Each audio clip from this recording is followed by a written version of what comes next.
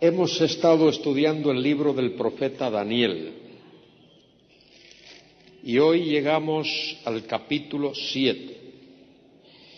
Invito a todos a buscar en sus Biblias este tremendo, precioso, instructivo, profético capítulo de la palabra de Dios. Daniel capítulo 7. En una reunión anterior mencioné que el libro de Daniel se puede dividir en dos partes, dos trozos. Los capítulos del 1 al 6 son primordialmente históricos y los capítulos del 7 al 12 son prominentemente o preeminentemente proféticos. Esta noche veremos el capítulo 7. También mencioné en una reunión anterior que desde el capítulo 2, versículo 4, hasta el capítulo 7, 28, es decir, hasta el último versículo del capítulo 7, mencioné que está escrito en el idioma arameo. El idioma arameo era la lengua de los gentiles, era el idioma de los babilonios, fue el idioma que los israelitas aprendieron durante aquellos 70 años de cautiverio en Babilonia. Y se convirtió el idioma arameo en la lengua franca de aquellos tiempos. Lengua franca significa la lengua de las transacciones, el idioma de la diplomacia, algo así como lo que el idioma francés fue en los siglos XVII y XVIII y XIX de nuestra era. Eso fue el idioma arameo. Y todo ese trozo del libro de Daniel, desde el capítulo 2, versículo 4, hasta finales del capítulo 7, está en el idioma arameo. ¿Por qué razón? Porque ese es el idioma de los gentiles. Y ese trozo de la Biblia, desde el capítulo 2 hasta el 7, trata de los gentiles, del propósito de Dios, del plan de Dios para con las naciones de la tierra. Y Dios, en su misericordia y en su infinita sabiduría, da a los gentiles en su propio idioma la exposición de su palabra y de sus propósitos, para que no tengan dudas, para que sepan bien lo que Dios exige, lo que Dios demanda. En el libro de Daniel hay por lo menos dos temas importantes. El principal de ellos tiene que ver la manera como Dios va a establecer su soberanía, su dominio, su gobierno en toda la tierra. Ese tema grande de la soberanía de Dios se enseña, se expone en el libro del profeta Daniel. El segundo gran tema de este libro tiene que ver con una época, con un período largo de tiempo llamado los tiempos de los gentiles. Esos tiempos de los gentiles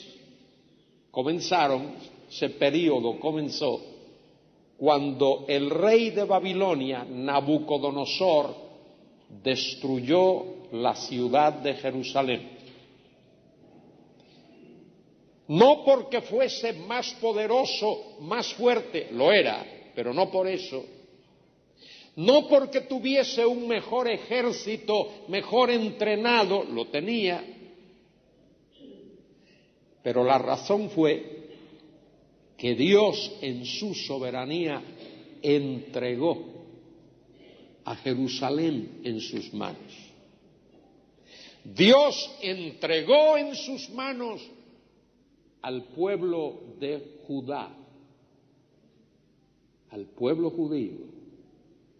Dios lo hizo soberanamente y lo hizo porque aquel pueblo había vivido por años, por siglos en desobediencia. Había quebrantado la palabra de Dios, la ley de Dios, los compromisos con Dios, el pacto con Dios. Y Dios en su misericordia mandó profetas a aquel pueblo para que les advirtiese del gravísimo problema, el error que estaba cometiendo, y para que les advirtiese de las consecuencias. El pueblo no quiso oír, no quiso saber de el mensaje de los profetas, persiguió a los profetas, exilió a los profetas, mató a los profetas, los metió en la cárcel. No quiso saber del mensaje de Dios. Y Dios extendió su brazo poderoso. Dios extendió su mano de juicio sobre aquel pueblo y lo llevó a Babilonia 70 años.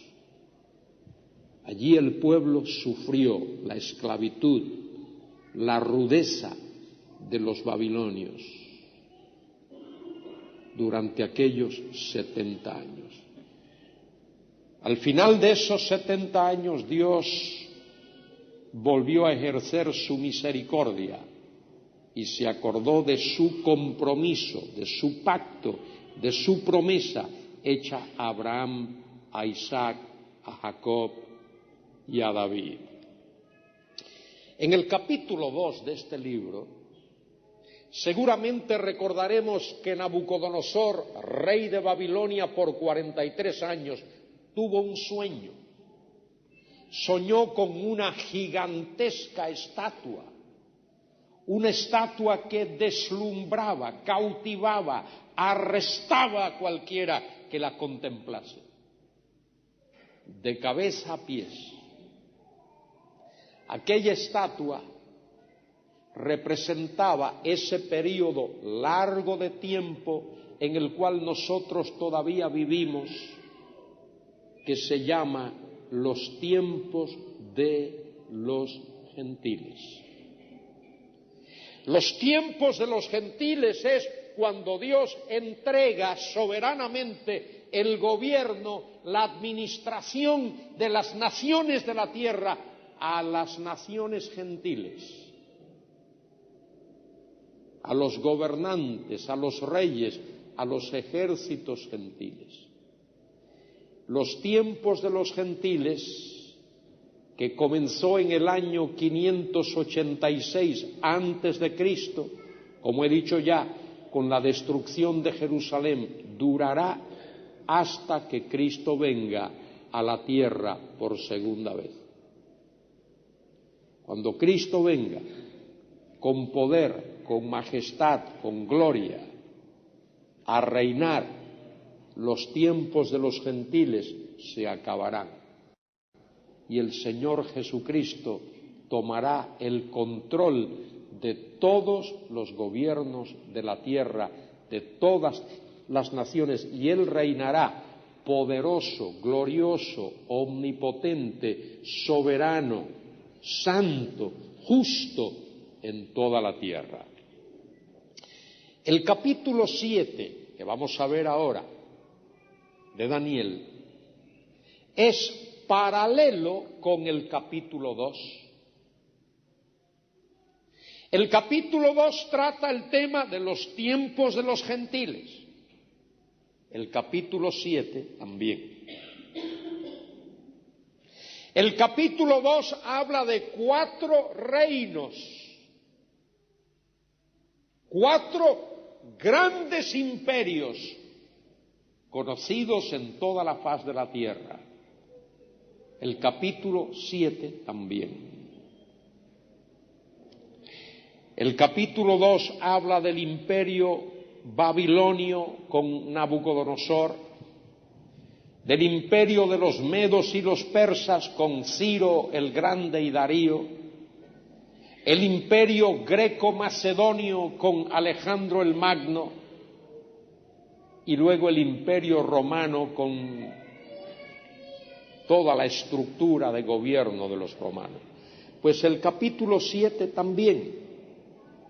Pero hay una diferencia, más de una, pero hay una diferencia fundamental entre el capítulo 2 y el 7.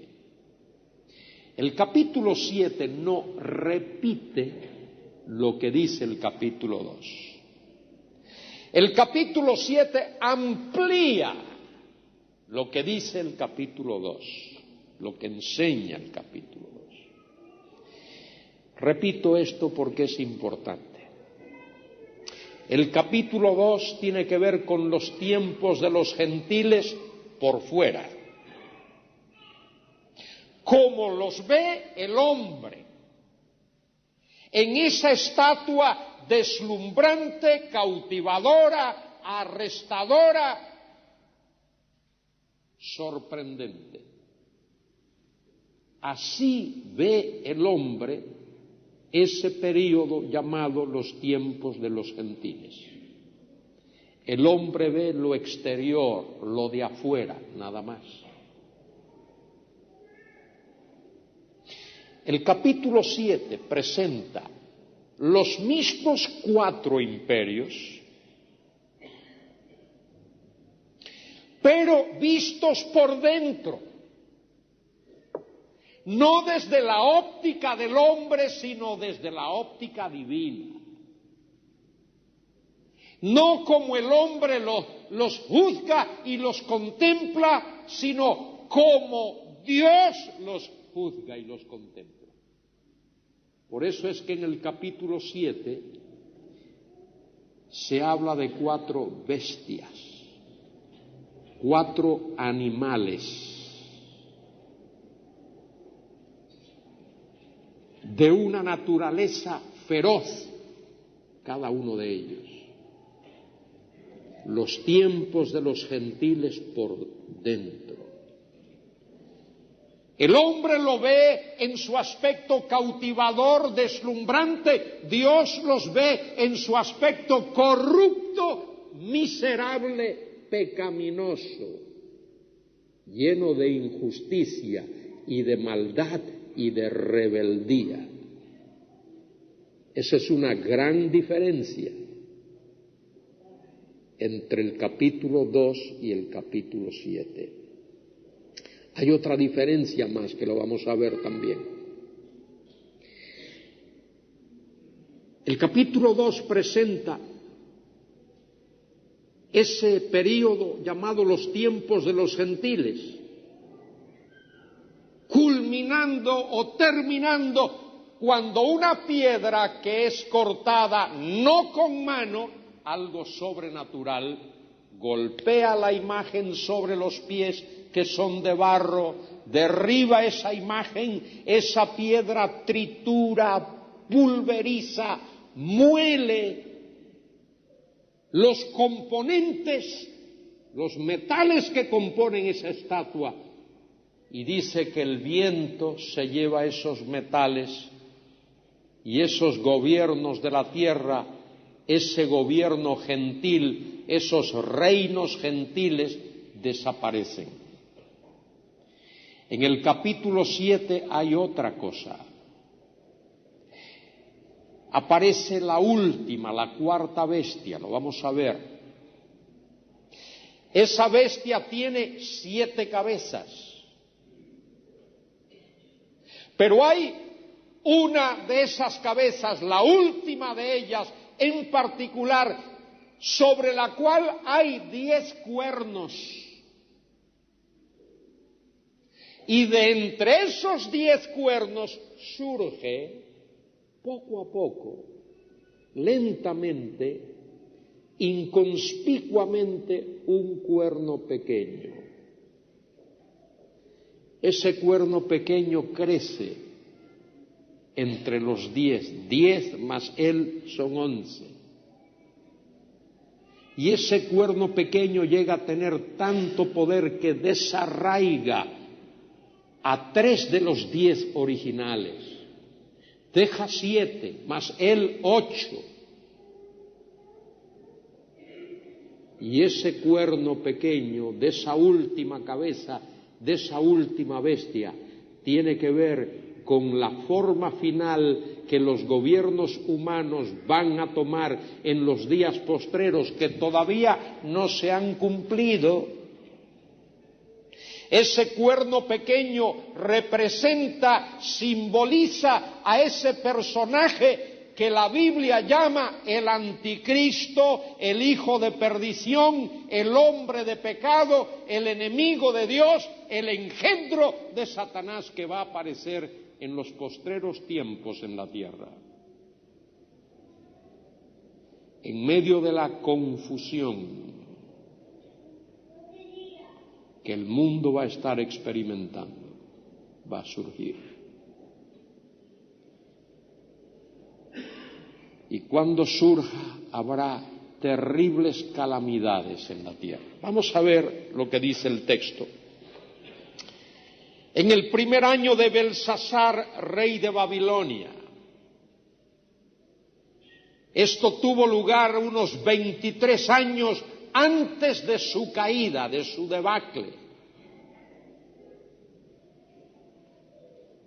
Tuvo Daniel un sueño. Dios va a revelar al profeta Daniel una gran verdad y visiones de su cabeza mientras estaba en su lecho. Luego escribió el sueño, mire, y relató lo principal del asunto. Daniel hizo un resumen de lo que había visto en su visión, en su sueño. Solo escribió lo principal del asunto. No escribió todos los detalles, solo lo principal, lo más importante. Y es lo que tenemos aquí. Daniel dijo, miraba yo en mi visión de noche y aquí que los 4 vientos del cielo combatían en el gran mar. Los 4 vientos del cielo, ahí se refiere a los 4 puntos cardinales: norte, sur, este y oeste. Porque en los postreros tiempos, en los postreros días de la historia como la conocemos ahora, habrá bloques de naciones. Un bloque de nación al norte, siempre en función de la nación de Israel, que es el centro de todo eso. Un bloque al norte, otro al sur, uno al este y otro al oeste. Los 4 puntos cardinales. Y ahí el gran mar tiene que ver con el mar Mediterráneo. Hay muchos mares en el universo, en el mundo. El océano Atlántico, el Pacífico, el Índico, todos los que conocemos. Mar del Norte. Pero Dios tiene interés en uno en particular, que es lo que llamamos el mar Mediterráneo. La historia como la conocemos de los postreros tiempos, de los postreros días, las diferentes actividades se van a efectuar en los alrededores del mar Mediterráneo, porque el último de esos 4 grandes imperios es el Imperio Romano. El Imperio Romano que estaba en su apogeo cuando el Señor Jesucristo nació. Y luego, posteriormente, en el año 476, invasiones del norte pusieron fin a ese imperio en el occidente. Roma cayó en manos de las tribus bárbaras y en el año 1453 Constantinopla, la otra gran capital, cayó en manos de los turcos y el imperio romano, aquel gran imperio, se desmembró, se desvertebró o se invertebró, se fracturó, se fraccionó. El territorio está ahí, ese es invariable, ese no se puede cambiar. Solo que por años, por siglos, estuvo así, desmembrado. Pues mire, Dios en su palabra dice que en los postreros tiempos, en los postreros días, ese imperio romano que se comenzó a desmembrar en el año 476 de la era cristiana, repito, en los postreros tiempos ese imperio romano va a volver a estructurarse, se va a reestructurar, va a ser reavivado, revivido, va a volver otra vez por sus fueros. Y nosotros creo que hemos comenzado a ver algo de eso. Hemos visto en nuestros días cómo un grupo de naciones que formaban parte del Imperio Romano se han unido y han formado la Comunidad o la Unión Europea. Y ahora pronto va a haber un grupo de 25 naciones, todas ellas parte o directa o indirectamente de aquel imperio romano. Dios cumple su palabra y lo hace al pie de la letra, literalmente. No ficticiamente, no alegóricamente, no simbólicamente, no metafóricamente, no mitológicamente, sino al pie de la letra.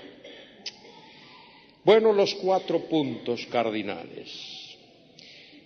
Versículo 3: y 4 bestias grandes, diferentes la una de la otra, subían del mar. En otro capítulo de la Biblia, el mar tiene que ver con el abismo. Y el abismo tiene que ver con la guarida, el cuartel general mismo de Satanás. Estas 4 bestias, diferentes la una y de la otra, subían del mar. La primera era como león. El león es el rey de la selva, dicen. Y tenía alas de águila. El águila es la reina de las aves. Y ese león con alas de águila se corresponde con la cabeza de oro de la estatua del capítulo 2. Yo estaba mirando hasta que sus alas fueron arrancadas y fue levantada del suelo y se puso enhiesta sobre los pies a manera de hombre y le fue dado corazón de hombre. Se habla de león con alas de águila, pero en el simbolismo se está hablando de un ser humano, de una persona, de un emperador con su imperio, de un rey con su reino. Y aquí otra segunda bestia semejante a un oso, la cual se alzaba de un costado más que del otro y tenía en su boca 3 costillas entre los dientes, y le fue dicho así: levántate, devora mucha carne.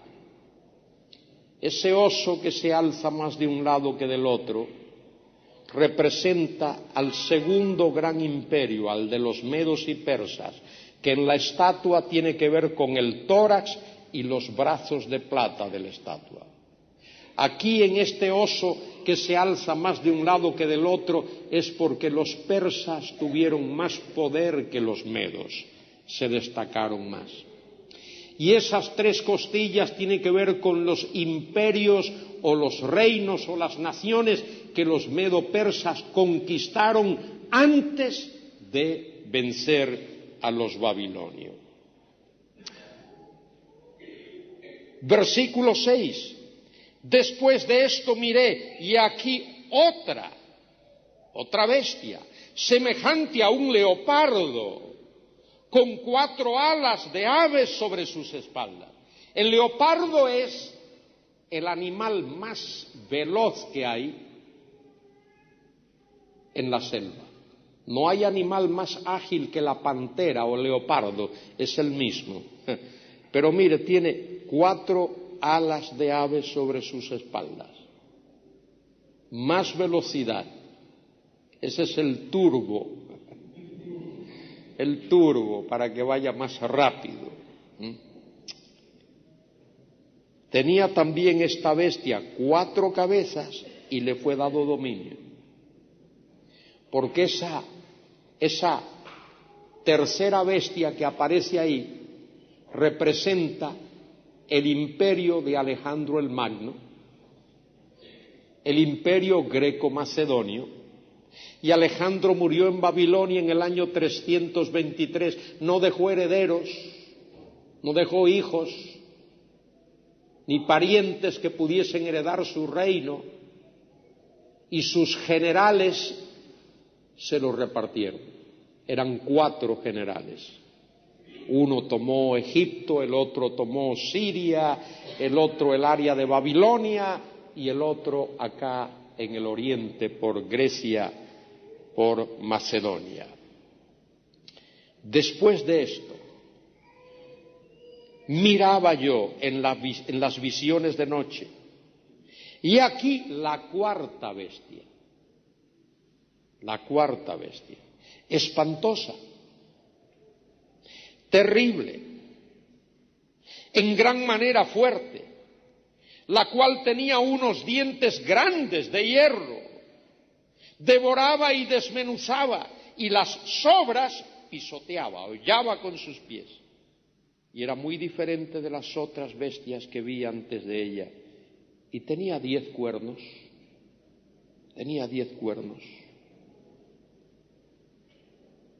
Era diferente.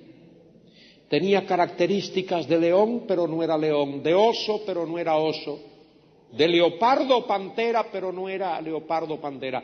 Tiene de cada una de ellas. Porque el imperio de los babilonios fue absorbido por el de los medos y persas y se mezclaron.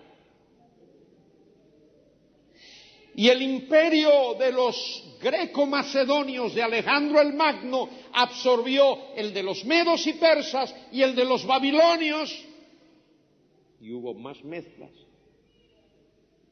Y luego el de los romanos.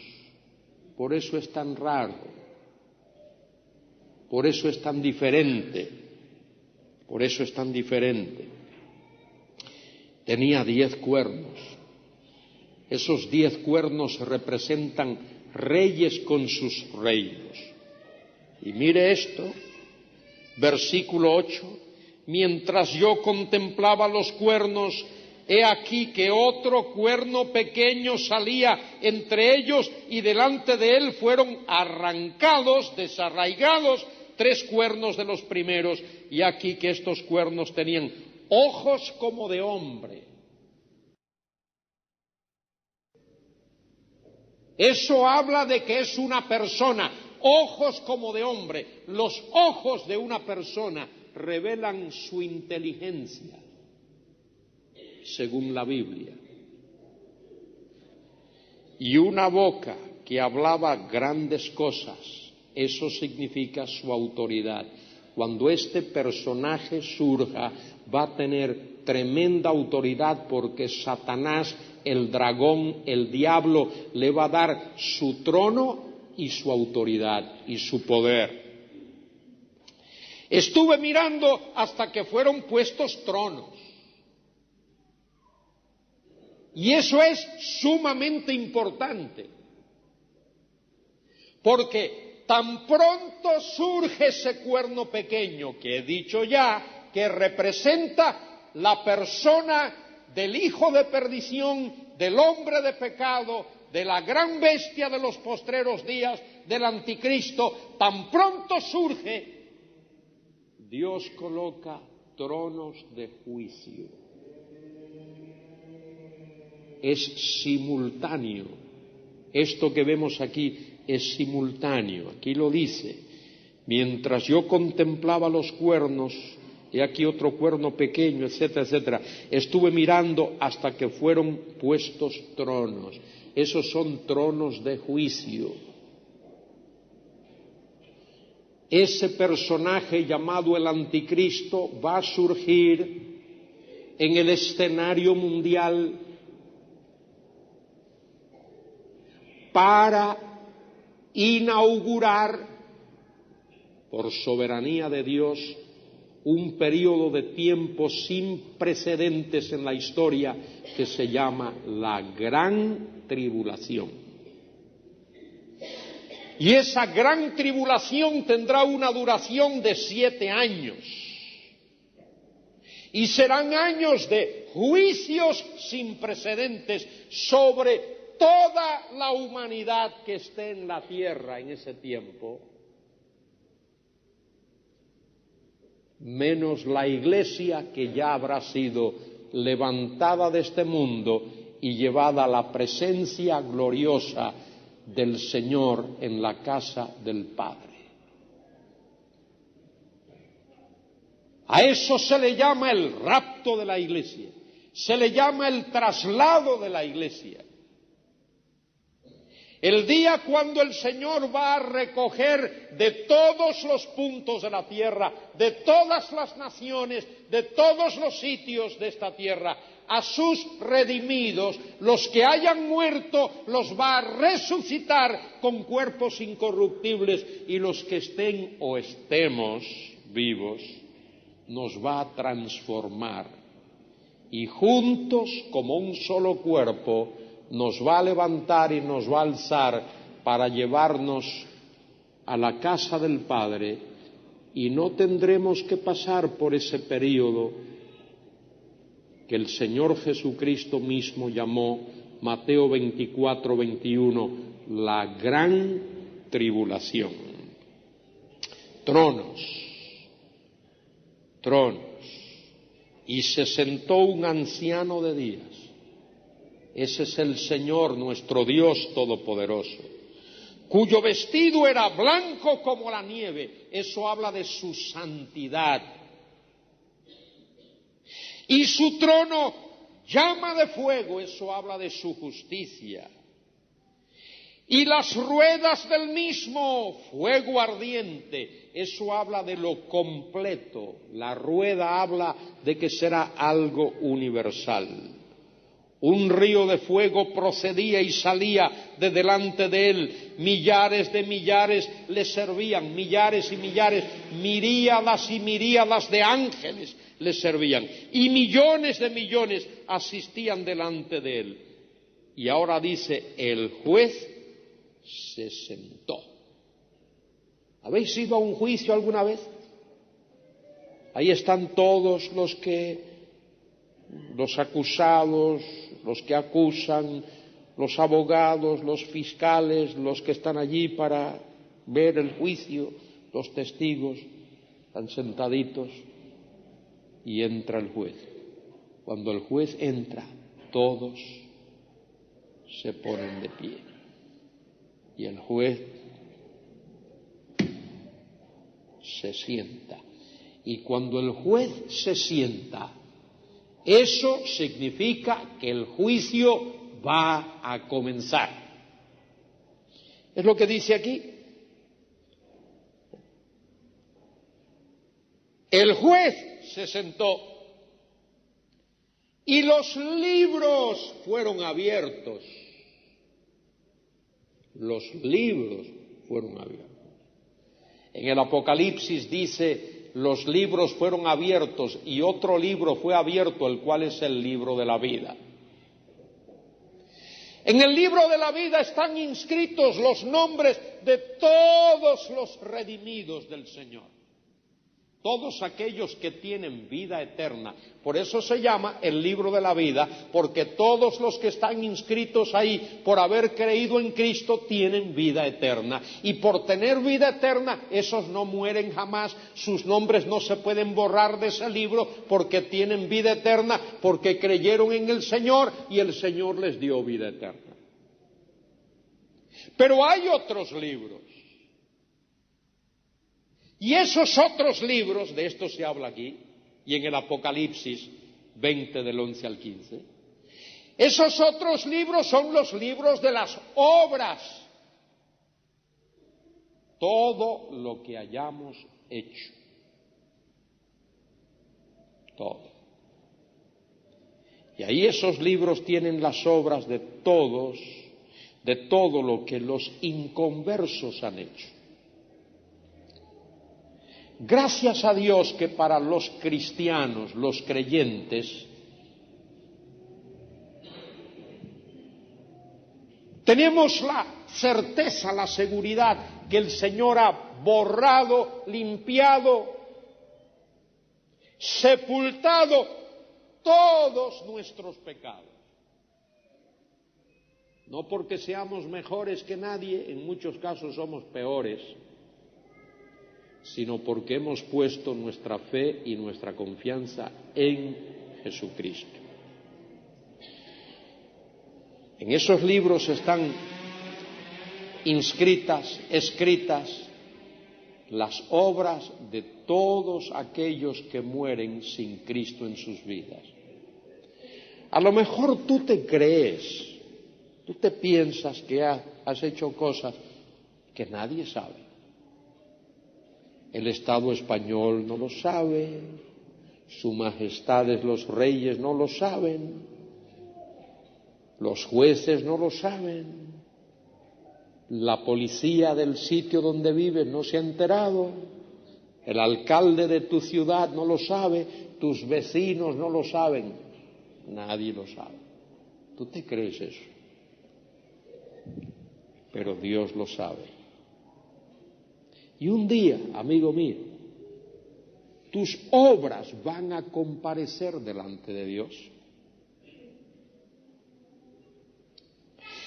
Y si nunca has recibido a Cristo como Salvador, esas obras tuyas que van a comparecer delante de Dios no lo van a hacer para determinar si vas al cielo o al infierno, no. Nada de eso. Porque nadie va al cielo por obras. Porque por gracia sois salvos o habéis sido salvos por medio de la fe. Y esto no es de vosotros. Es un regalo de Dios, no por obras para que nadie se gloríe. El cielo es un regalo, no es un premio. Dios regala al cielo la vida eterna a todo aquel que pone su fe y su confianza en Cristo. Esas obras van a comparecer allí delante del trono de Dios y tú allí, para que te enteres del grado de condenación que vas a tener en la eternidad.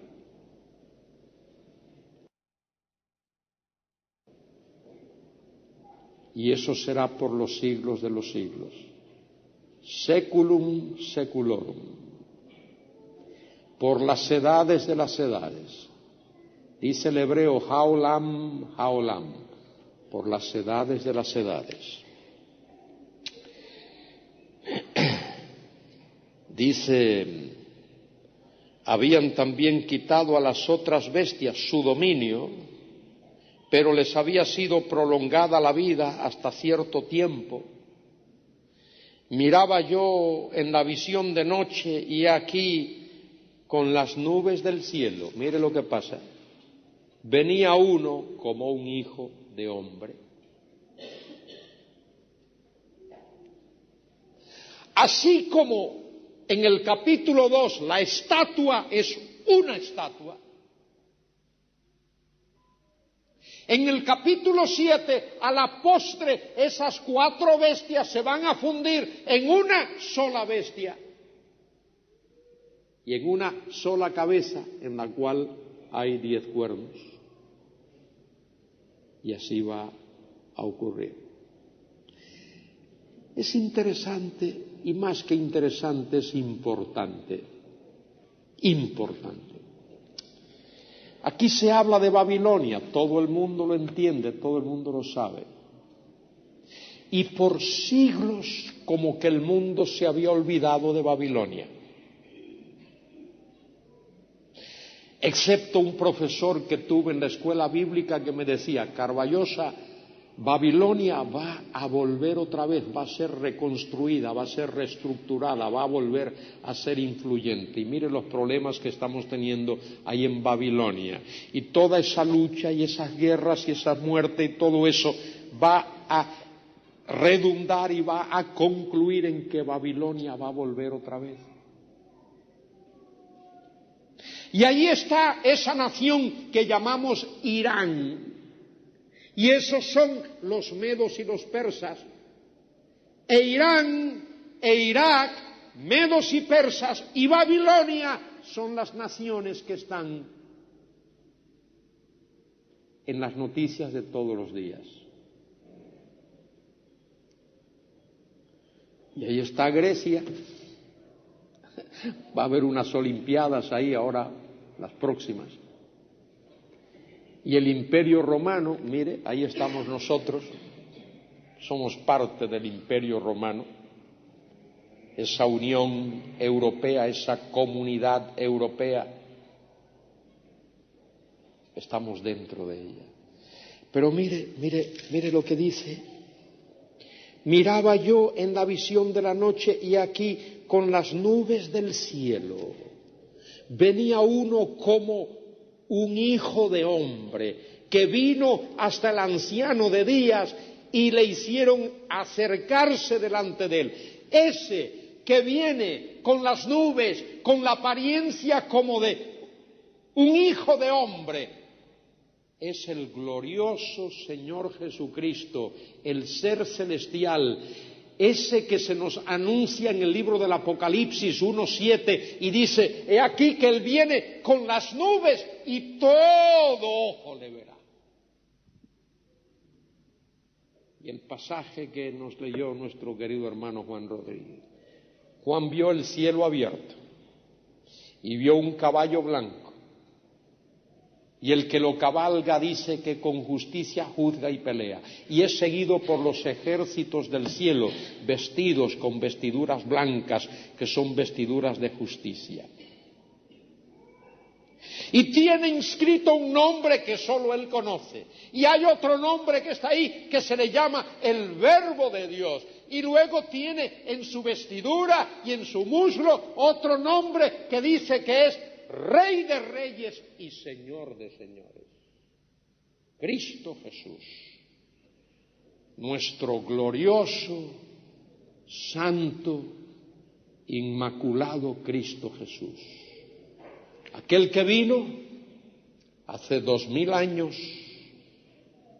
se humanó, tomó naturaleza humana, características humanas, nació en un pesebre allí en la aldea de Belén, al sur de Jerusalén, en la ciudad de David. Fue bautizado por Juan el Bautizador. Y cuando tenía más de 30 años, después de haber enseñado y predicado y sanado y haber hecho tantas cosas, fue juzgado, fue condenado por las autoridades romanas y clavado en una cruz, alzado entre el cielo y la tierra, murió por nuestros pecados. Eso de que murió por nuestros pecados significa murió en lugar de nosotros. Significa que murió bajo la carga, bajo la furia, bajo la condenación de nuestros pecados. Y Él fue alzado en aquella terrible cruz. Esa cruz era inevitable. Oídme bien, esa cruz era inevitable. Ese era el plan eterno de Dios. Pero alzado en aquella cruz, Él oró por aquellos que estaban allí. Padre, no los juzgues ahora mismo. No descargues tu juicio sobre ellos ahora. No saben lo que hacen. Y en medio de toda aquella tremenda experiencia que hemos leído y a veces hemos visto, y ahora se nos dice que esta película lo representa mejor que otras, allí hubo tinieblas sobre la tierra y el velo del templo se rasgó de arriba abajo y Él dijo aquellas tremendas palabras, traumáticas palabras: Elí, Elí, lama sabactani, Dios mío, ¿por qué me has desamparado? O hasta aquí me has desamparado. El Hijo eterno de Dios, creador de cielos y tierra, en comunión íntima y eterna con el Padre, de pronto por nosotros sufre ese trauma indescriptible. Y estando clavado en aquella cruz, vuelve a abrir su boca para decir, al final casi, consumado es. Una sola palabrita en el texto, tetelestai, deuda saldada, nada se debe, todo se ha consumado. Él viene y mire lo que dice: y le fue dado dominio, gloria, reino, para que todos los pueblos y naciones y lenguas le sirvieran. Su dominio es dominio eterno, que nunca pasará, y su reino uno que no será jamás destruido. Los reinos de los hombres vienen y van, suben y bajan, pasan, se acaban. Su reino no tendrá fin. Dice Daniel: se me turbó el espíritu en mí, Daniel, en medio de mi cuerpo, y las visiones de mi cabeza me asombraron. Me acerqué a uno de los que asistían y le pregunté la verdad acerca de todo esto, y me habló y me hizo conocer la interpretación de las cosas. Estas 4 grandes bestias son 4 reyes que se levantarán en la tierra. No tenemos que especular. Ahí está. Después recibieron el reino los santos del Altísimo y poseerán el reino hasta el siglo, eternamente y para siempre.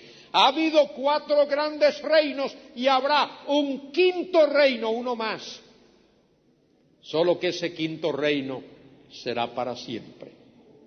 Nadie podrá oponérsele. Será el reino de nuestro Señor Jesucristo. Tuve deseos de saber la verdad acerca de la 4ª bestia, que era tan diferente de todas las otras, espantosa en gran manera, que tenía dientes de hierro y uñas de bronce, que devoraba y desmenuzaba, y las obras hollaba con sus pies.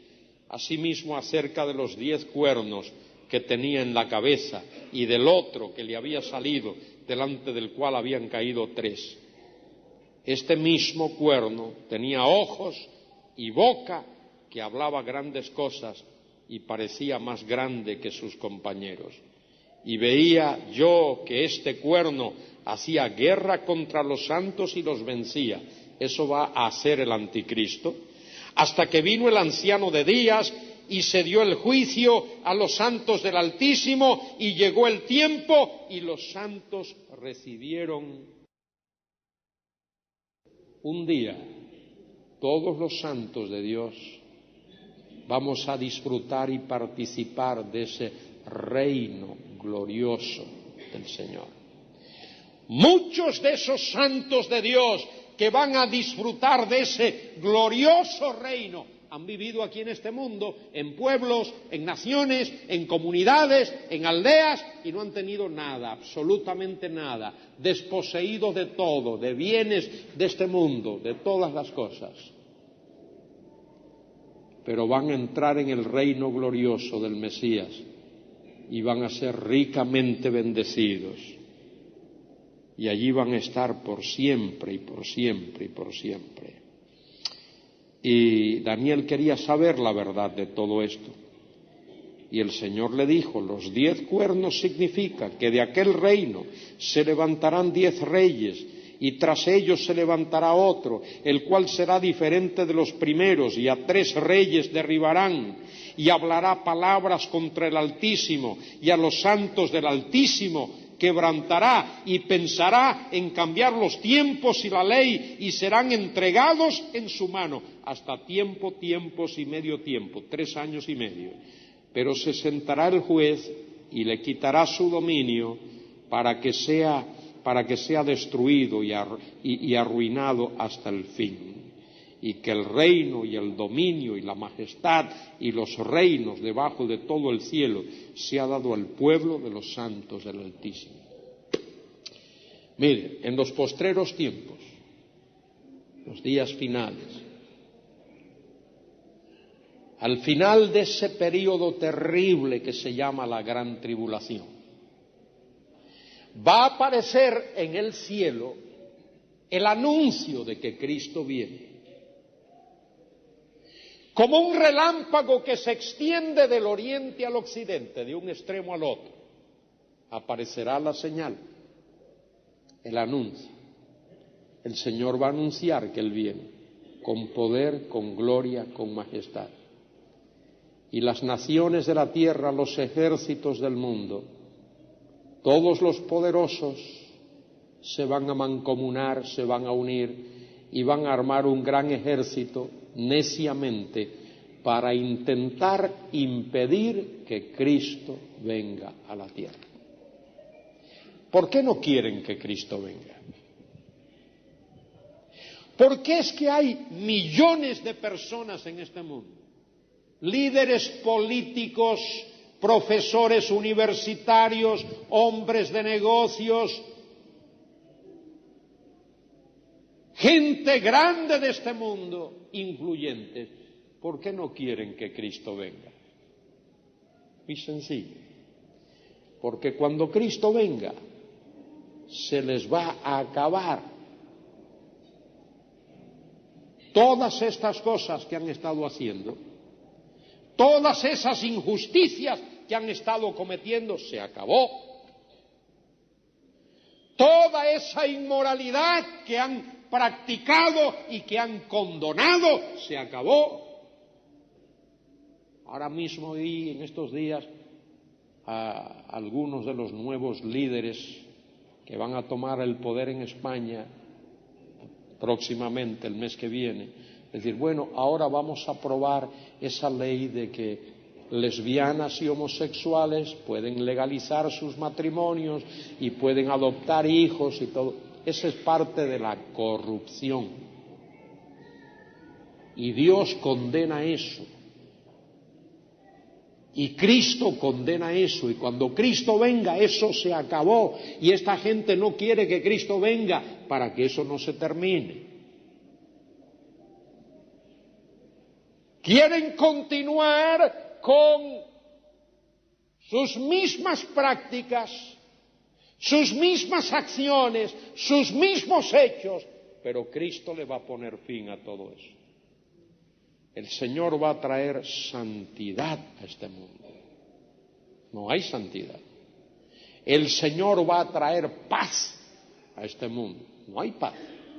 Salen por la calle, paz, paz. No saben lo que es paz. El Señor va a traer justicia a este mundo. No hay justicia en este mundo.